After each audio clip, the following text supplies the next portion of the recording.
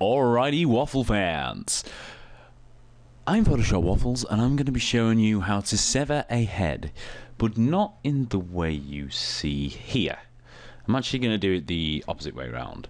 I'm going to take the original image, which is this one, and I'm going to be severing this head, so there's no body and there's just a head with maybe a bit of spinal column coming out, a bit of gore, blah blah blah. Probably going to show you a few different relighting techniques and some other bullshit.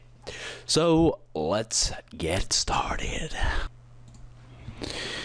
So first of all, I'm going to be copying this image off the back really roughly and really quickly in terms of this tutorial.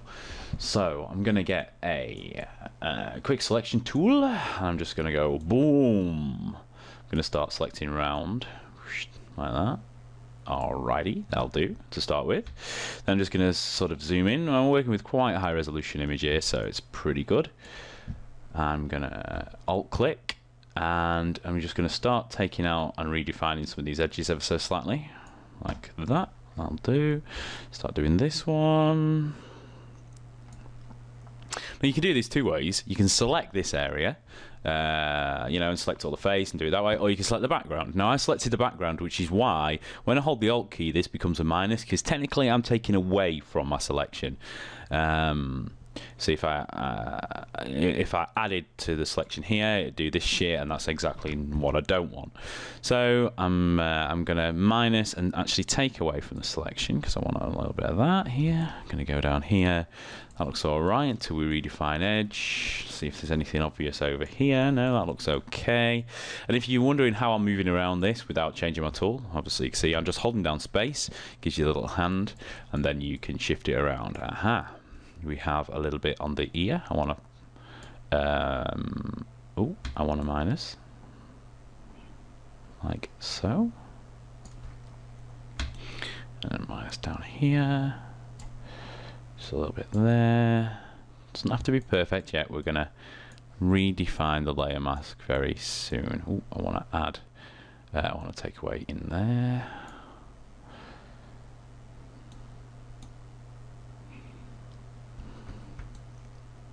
Add some of that section, in fact. Not take away, add. See, I'm even getting mixed up myself now. This is fucking ridiculous. There we go, let's put that in there. Alrighty, that'll do for now. So we're going to go, once we've got our selection, just zoom out so you can see the full selection.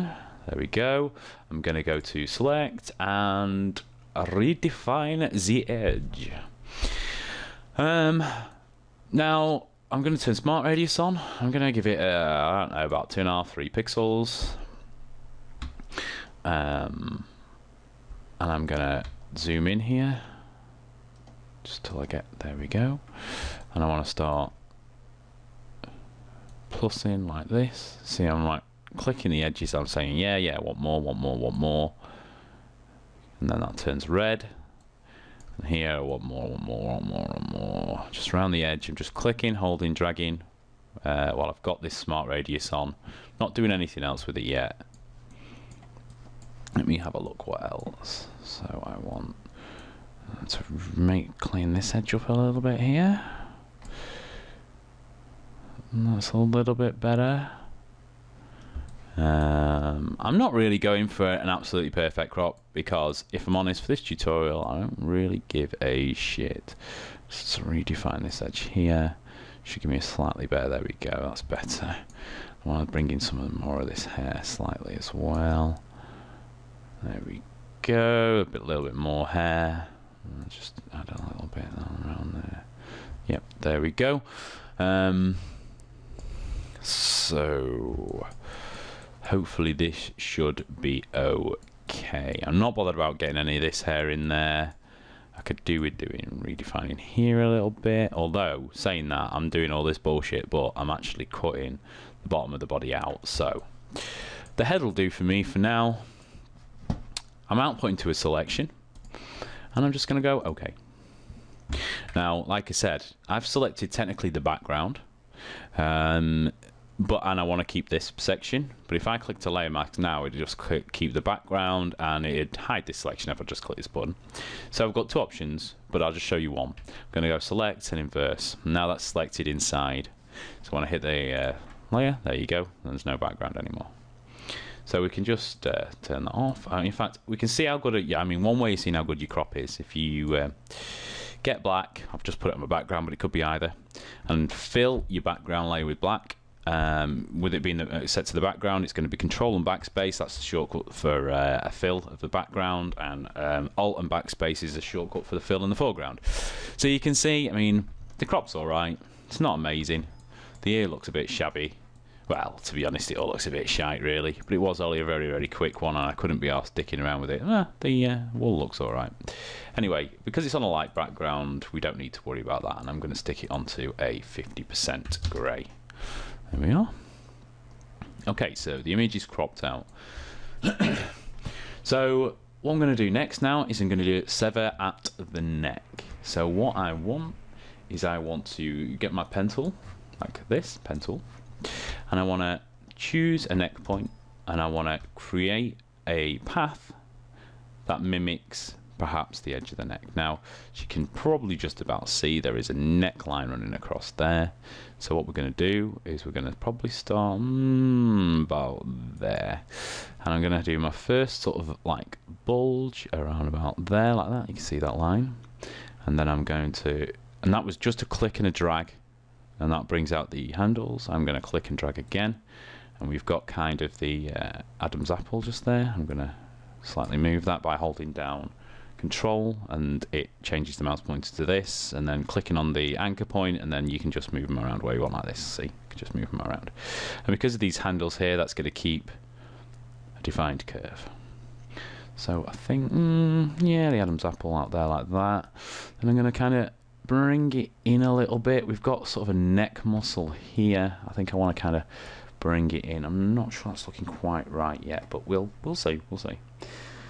And then I kind of want to bring it back out to the edge. Now, if I look at this curve, I'm thinking I probably want to elongate that slightly, perhaps, and maybe a little bit like that. Well, sort of, I mean, it is the edge of your neck, and you want to keep it natural.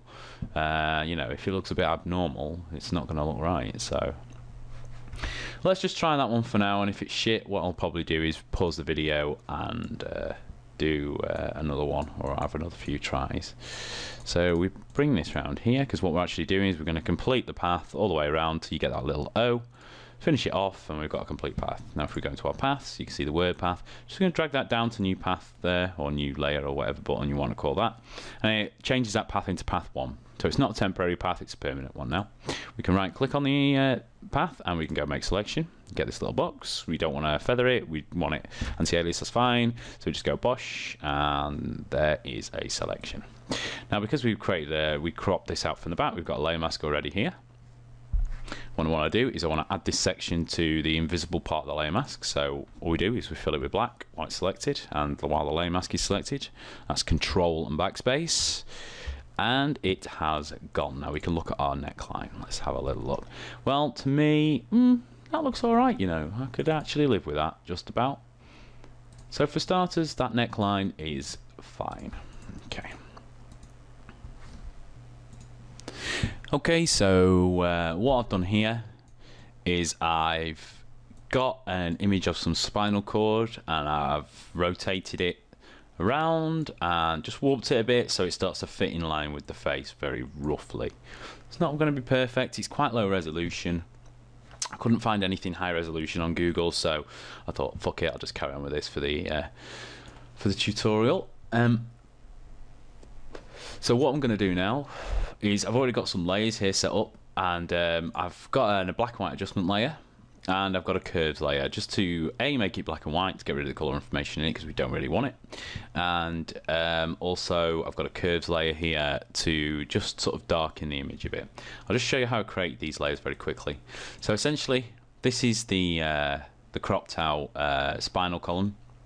As you can see, it's got a layer mask and stuff like that. To create these indented adjustment layers, because they only affect this layer, you hold Alt and you click this little button here, and it gives you all your adjustments in a row. And we did the black and white adjustment first, and by holding Alt it gives you the new layer options box when you release, and you want this option box ticked, use previous layer to create clipping mask. This is gonna make a layer that's indented. As you can see, I've got another black and white layer, just made this black and white. I did that exactly the same way for the curves. Just hold Alt, click the layer adjustment button, and then click curves, and Bob's your uncle, Fanny's your aunt. So I'm just going to get rid of this one now. Okay, so I'll turn those two on. What I've also done here is these are just normal layers. In fact, I'm going to delete these layers. I'll just show you what they are and then I'll delete them. So this is me changing the lighting on the spinal column to start fitting in with the face slightly. But I'm going to bin those so I can show you exactly how to do it. So it doesn't matter whether you've got an indented layer selected or the main layer, it's totally up to you. Although if you do have this top layer that's indented selected, any new layer you get is above these two. So if you try to do a new layer below the black and white adjustment layer there that's indented, and you've got this tick like this, if you did put colour in there, so if I put red and I'll go to paint, it wouldn't actually be red, it'd be black and white, because this layer is being affected by this layer. But they only affect inside here. So if, like I say, if I'm painting, I'm scribbling, it's actually going only over the image. So if I just destroy that for a second. So you want this layer selected, the one, the curves, and you want to hold Alt and you want to click on the new layer button down here. And this brings up this box, and you want to use previous layer as clipping mask because we only want to affect the spinal column. And then we've got a blank layer. So we want a black. And as a foreground, we want our brush selected. And with our brush selected on the composition, if you right click anywhere, you get the quick brush menu. You can change its size, and we probably want, I don't know, about 80. We want hardness of 0 in this case, we want a nice soft brush. And you can just click off and it disappears. What we also want is a opacity of around about 20%. So we're only counting 20% black, about 19 will do. What we're going to do is we're going to click onto the spinal column. On the side we want the shadow. So every time I click, the paint builds up slightly, and we can start darkening in areas that we don't want light. So this is all going to be on the mouse, this whole tutorial, so you don't need to use a tablet or anything. I usually use a tablet, but I can't be fucked for this, and there's plenty of people without tablets, so bollocks to it. So I'm just painting in some black, and the good thing with this being on all separate layers rather than trying to, you know, whack it onto the main layer, which you could do if you wanted, is the fact that you can just turn it off if it was shit, or you can leave it on, and if you've gone too dark and gone crazy, you can just turn down the opacity. You get total control over how you build in your shadows. You can also change the layer style, you know, you can change it to overlay and give you a slightly different look, you know. But we're just using normal for now with the black layer at least. So I'm just painting some more black in, just giving it a bit of a shadow, and I want a little bit of a shadow under the neck slightly. I'm just clicking multiple times, like I say, to build up that paint.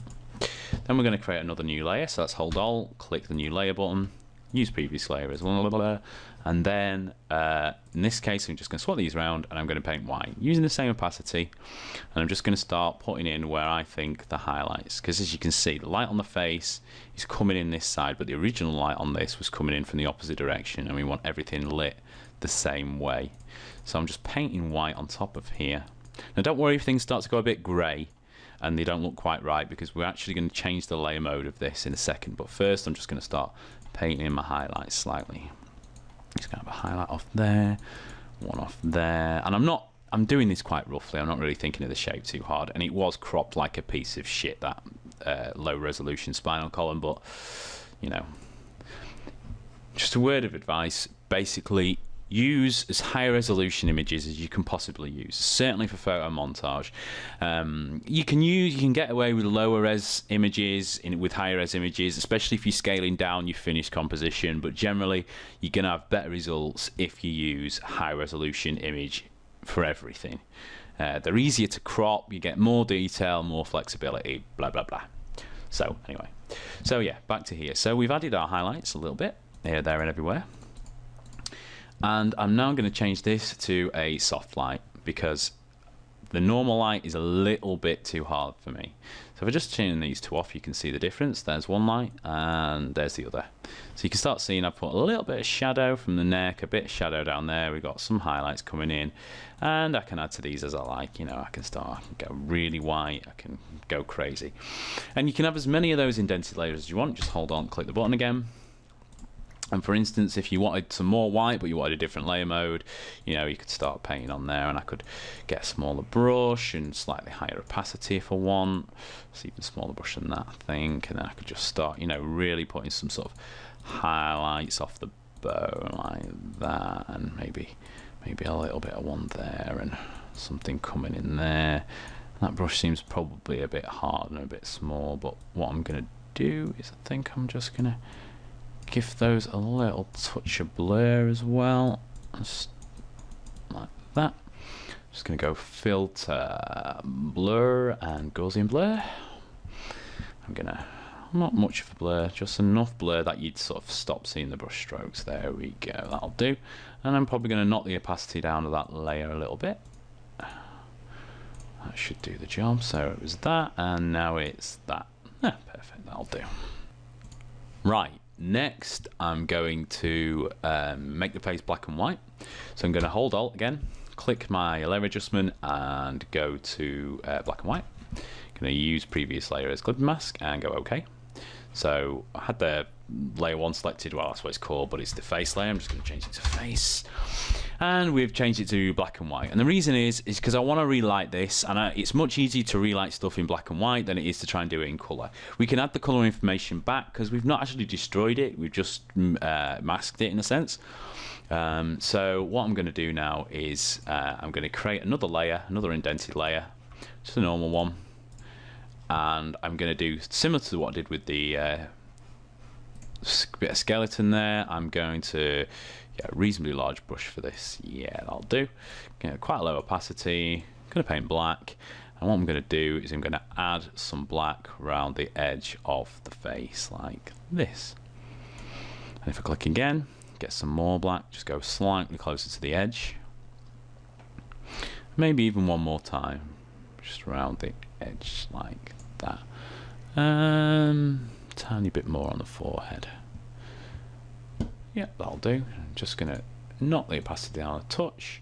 I think I'm going to give that Gaussian blur as well. The good thing about Gaussian blurs is you can be really subtle with them, and they often knock out the brush strokes for you. Although you can end up with a very soft image, so you do have to use this kind of stuff sparingly. Okay. So again, I'm going to do what I did with the bone. I'm going to add some highlight now on this black and white image, and perhaps from you viewing it, this might look blown out, but if I just add a new layer, this image actually isn't blown out, because if I put some black over that, you can start seeing some of the skin texture come out. If you do use an image and you've got some pure white spots, some pure blown out spots, there will be no texture behind them, and when you paint over them like this, you get you basically just get like a grey blob. It won't look like skin at all. So when you're using some photography, before you do any of this to the image, especially if you've got the raw files, it's best to try and use slightly or adjust the exposure of the whole image down. Now, if you don't know how to do that and you've never used raw files before, I can make a quick tutorial if anyone wants one, just how to adjust exposure and stuff like that in raw files. Really, really easy. And I can also show you how to do it in JPEGs as well, but predominantly it's better to do it in the raw files, because raw files contain more color information than you can physically see on the screen, and miles more than JPEGs do, because JPEGs are a compressed format. So if I bin that and I create another layer again, and so what I'm going to do is I'm just going to add a slight highlight just down this side of the face, just to correlate with this. God, that is really shitty and low resolution. Bollocks to it. So I'm going to flip it to white. Got me paintbrush, about 17% for this one. Although it doesn't really matter, just play with your percent, see what you like. And I'm going to just draw down the face slightly a few times, just to pick up a bit of that white. I'm going to change that to a soft light. And I mean, it's not massively visible, but there is a slight change there. So if I turn these two layers off, you can see a slight difference in lighting. Only a little bit, but I think that's all we need. And we'll probably add to that later again. We might create a little tiny bit more shadow under the chin, bring some more skin texture in. We'll see what we decide to do with it. Not decided. I've got to admit though, I haven't seen many severed heads, and I've never seen a severed head wearing glasses. Okay. So what I'm going to do next is I'm going to put just start putting a bit of gore or something on here. Basically creating an asset that I'm going to be able to use to create maybe like vein looking things, bits of blood or gore or drips or whatever. So what I'm going to do is I'm going to select roughly about 50% grey. You know, it doesn't have to be exactly 50%. It might even go a little bit darker. Who knows? There we go. That'll do. And I'm going to take my brush tool, which is already selected, and I'm going to knock the size down to about, well, in my case, 20, maybe 24. 24 will do. And I've got a brand new layer. It's underneath the layers we did with the face editing, but it's above all the layers we did with the colour changing on the neck. So, brand new layer. I'm just going to call it veins for want of something to call it. And what we're going to do is similar to a million other tutorials on YouTube. We're going to create some drip looking things, or at least we're going to create some base material that we can create into that. So I'm going to start just by, oh no, I've done it wrong. Just make sure I need a hard brush, 100%. I'm going to reduce the size of that a bit as well. And I think I'm going to go a little bit darker on the old grey, just to make it stand off what's already there. Yeah, that's perfect. Okay. So I'm going to start painting in a little bit of like gore. Just here, there and everywhere. Don't worry about that, they're all the same size, they don't look realistic or anything like that. It's not to worry about. If you've got a tablet, you can probably do them a little bit more varied, but once you've seen the entire technique together, if you've not already seen it, then you'll understand that you can do them any way you choose. You might choose to do them like I do, or on the tablet, or whatever way you want. I'm just going to have like one coming down there, and just a little bit of gore. And it's sort of going to come off the bone and go maybe down there, drip out. A little bit of drips off there. Well, I'll probably add some more to that, and I'll probably pause the video. I'm just going to show you the second part to this technique. So we're going to go to the eraser tool. Now I've pressed E and that brings you straight to B for the brush and E for the eraser. My eraser settings are size, 10px for the size and 100% for the hardness. And what I'm actually going to do in the lines I've created is I'm going to start erasing out some of it so they become almost like drips. If I just get right into that one, you can kind of start to see how I'm sort of leaving slightly bulbous ends and they're not all uniform in size. And you know, I mean, the nice thing about this technique is you can't really make a mistake. You can do them any way you choose. There's no way to make a mistake. So there's a little bit of a drip there and go into there, and I might just take a bit off the top. Get in there like that and round that one out slightly. And doesn't matter if they're perfect, doesn't matter at all. You just do them how you want. So what I'm going to do is I'm going to pause the video while I carry on with these, because they take a while, but once you've seen it you know how to do them. And then I'm back, so I'll see you in 1 second. So I've added the rest of my drips, as you can see. Here are the drips. Sorry, I'm a bit far away from the microphone there. So as you can see, they're not perfect, they're not great, they're alright. And I've tried to make them follow slightly the contour of the bone there. So what I think I'll do next is I'm going to start thinking about what else I want to do to the face, and probably start adding some colour as well. And we're gonna hopefully we can make the edge of this neck a bit ragged and a bit cut up, maybe put some flesh in there and stuff. But that's all going to be in the second part, because this is now 25 minutes long and I've done jack shit. So okay, I shall stop this now and carry on in part 2.